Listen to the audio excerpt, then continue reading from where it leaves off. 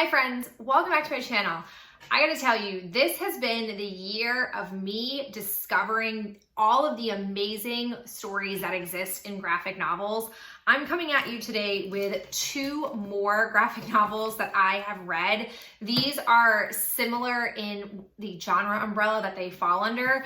I have Displacement by Kiku Hughes, and I have When Stars Are Scattered by Victoria Jameson and Omar Mohammed. I will leave timestamps down below in case you are more interested in hearing about one or the other, but I will say both of them are phenomenal.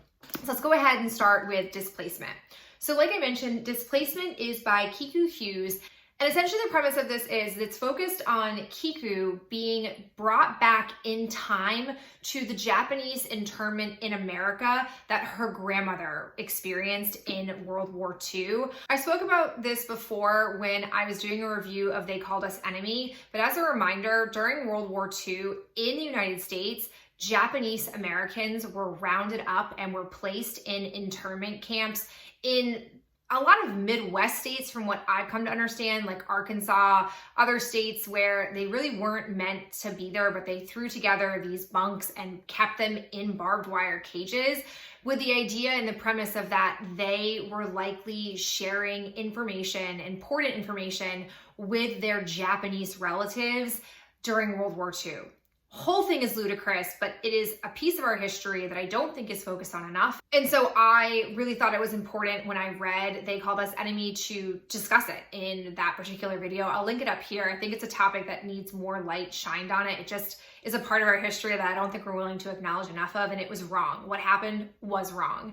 And so in Displacement, the interesting thing about this is it is obviously not nonfiction fully, because it's about Kiko being transported back in time to do some time traveling, which is obviously not real, but she used her grandmother's story and she did a lot of research about Japanese internment, specifically in the camp that her grandmother was held in, to frame and create the story, which I thought was really interesting. The other thing that I think was intriguing about this particular story is that it focused a lot on perhaps why the Japanese internment isn't as publicly and widely known in American history. And she talks in her storytelling about how her grandmother never really spoke to her daughter, meaning her mother, Kiku's mother, about her internment.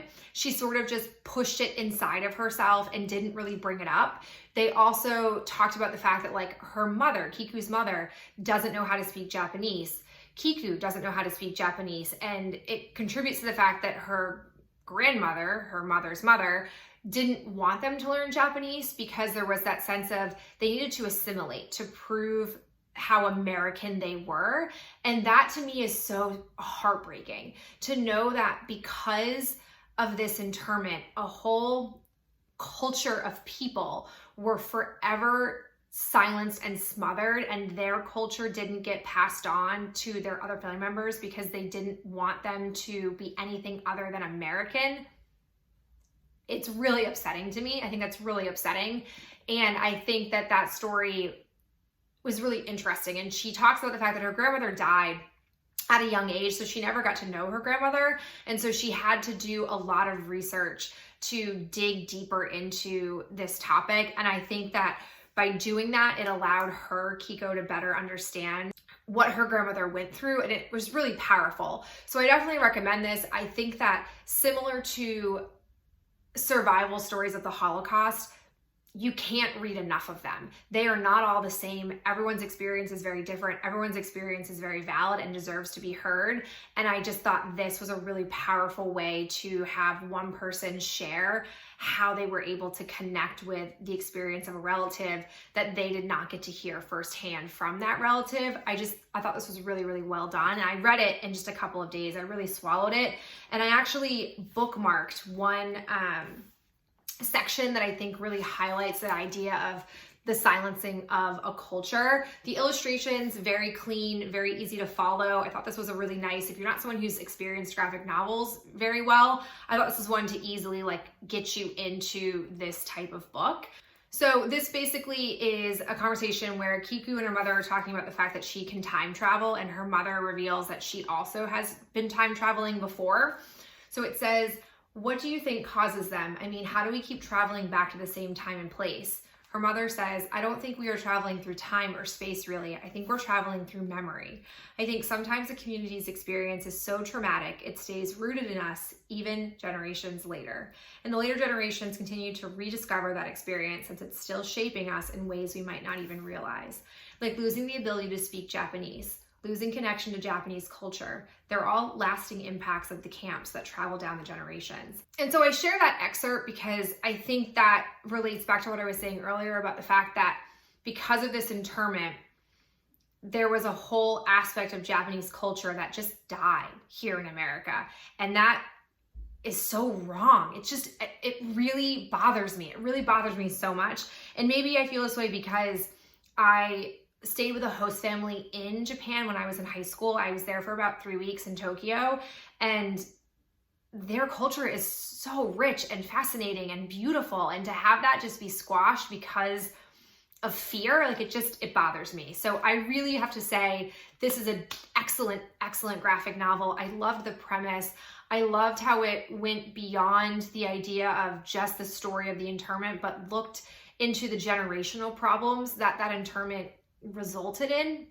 And I think that's a really powerful thing to read about. So highly recommend Displacement by Kiko Hughes. Second graphic novel that we have is When Stars Are Scattered. This was written by two people, but it is actually Omar Mohammed's story. It is his journey of being a Somali refugee in a camp in Kenya, and how he and his brother, who essentially are orphans, are placed in this refugee camp for 15 years of their life. I felt especially drawn into this story because when I first started my teaching career, I was working at a school that had a significantly high population of Somali students. And so I feel a connection to that story. And I think a bit more than the average person about the issues that have arisen in Somalia, and what drove a lot of those students and their families to end up in Maine, of all places. And so this was really interesting to hear a refugee's experience. Essentially, Omar has a brother named Hassan who is disabled. They don't exactly know what is his disability, but he doesn't speak. He only can say his, one word in the Somali language. And aside from that, he is basically mute. He also seems to have cognitive disabilities, and he has seizures. So they've got that layer of this. And when Omar was, I believe, 4, he had to flee Somalia and ended up by chance in this refugee camp in Kenya with his brother. His father was killed. His mother is missing. They don't know where she is. They have no idea what's going on with her.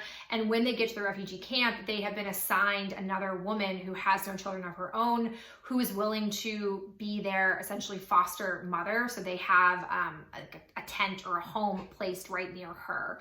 The story essentially goes through the struggles that Omar faces of being a refugee in a camp. He talks about the struggles for resources. He talks about the struggles for, this in-between state that he doesn't have a home country. He has no place to go. His life is not his own. He's not really in control of a lot of things. And his fate changes significantly when he is offered the opportunity to go to school in his refugee camp. It's something that not every child gets to do. It's definitely a privilege to get an education at this camp, and he begrudgingly agrees. He has a lot of fears and a lot of other things that I think deterred him from wanting to go to school, but he makes it all the way through primary school. He has lots of obstacles and challenges along the way. It's not an easy road, but what I really thought was powerful about this story is it highlights what it really means to be a refugee in one of these camps. I know occasionally it's on the news, it occasionally gets some traction, you get a little soundbite about it, but to hear that a child spent 15 years of his life in a refugee camp, facing the reality that he might die there, that he might spend his whole life there, and that's it. That's his whole world, is that camp where he's not in control, he can't really do a ton with his life. it really makes you think. It really makes you stop and think about things. So I thought it was really interesting. I won't spoil what ends up happening to him. I think that, you know, you should be able to read his story and have some surprise. But based on the way this is written, I think it's really meant for like a middle school audience. Totally fine. I think that's great to have it written in that way. But the illustrations and the explanations, I just think it's meant to work with people, or it has an understanding of the audience that you wouldn't know a lot about refugee camps or life inside them. So I personally appreciated that, because I don't know a lot about life in the refugee camps. And I think it also is great to be able to put this in the hands of younger kids. There's a piece at the very end that talks about, you know, activism and the way people can take what they learned here and do something with it. And again, it's framed in a way that I think like an average 12, 13-year-old could be able to do something with that information. So I really enjoyed this. I thought both of these were exceptional. I love the idea, the fact that I got some nonfiction that read in a really story-like way, but then we also got some nonfiction blended with fiction that I also thought was really powerful. So highly recommend both of these graphic novels. I'm really on a tear with graphic novels lately. I got recommendations when I went back in my comments for a bunch that I just requested, and then I also on